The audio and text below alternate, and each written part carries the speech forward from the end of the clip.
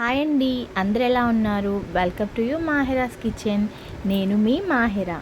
ఈరోజు special recipe వచ్చేసి కద్దుకా ఖీర్ అండి, సొరకాయ పాయసం. ఎప్పుడు ఒకలాంటి స్వీట్ కాకుండా డిఫరెంట్గా సొరకాయతో ఇలా ట్రై చేయండి. టేస్ట్ అయితే చాలా బాగా కుదిరింది. మీరు కూడా తప్పకుండా ట్రై చేయండి. ముందుగా సొరకాయని తీసుకున్నాను. నేను సొరకాయ అయితే 500 గ్రామ్స్ వరకు తీసుకున్నాను. నేను లేత సొరకాయనైతే తీసుకున్నాను. దాని మీద ఉన్న స్కిన్ మొత్తం తీసేసుకోవాలి. పీల్ తీసేసుకొని వాష్ చేసుకొని పక్కన పెట్టుకోవాలి. ఇప్పుడు దాని మధ్యలో ఉన్న గింజలు మొత్తం తీసేసుకోవాలి. ఈ విధంగా మధ్యలో ఉన్న వైట్ మొత్తం తీసేసుకొని గ్రేట్ చేసుకోవాలి. చూసారు కదా, ఇట్లా తీసేసుకోవాలి మొత్తము. ఇట్లా గ్రేట్ చేసుకొని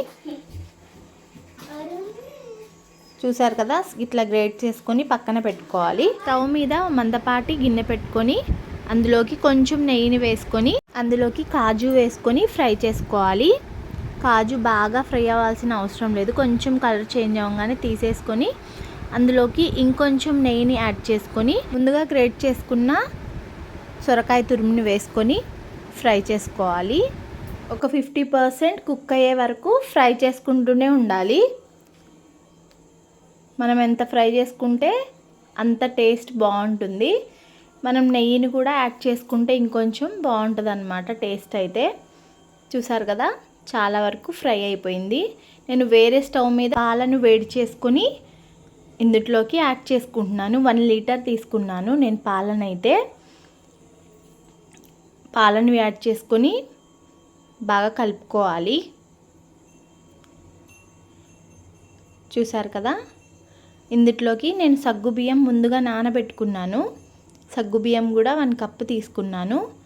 తర్వాత సగ్గుబియ్యం ఉడికిన తర్వాత నేను 1 కప్పు షుగర్ని అయితే యాడ్ చేసుకున్నాను. నేను షుగర్ కూడా కొంచెం కరిగిన తర్వాత నేను గ్రీన్ కలర్ ఫుడ్ కలర్ని యాడ్ చేసుకున్నాను.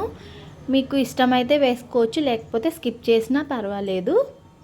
కలర్ఫుల్గా కనిపించడం కోసం వేసుకున్నాను. చూసారు కదా, ఇంత చిక్కగా అయిన తర్వాత ఇందులోకి మిల్క్ పౌడర్ని యాడ్ చేసుకున్నాను టేస్ట్ కోసం.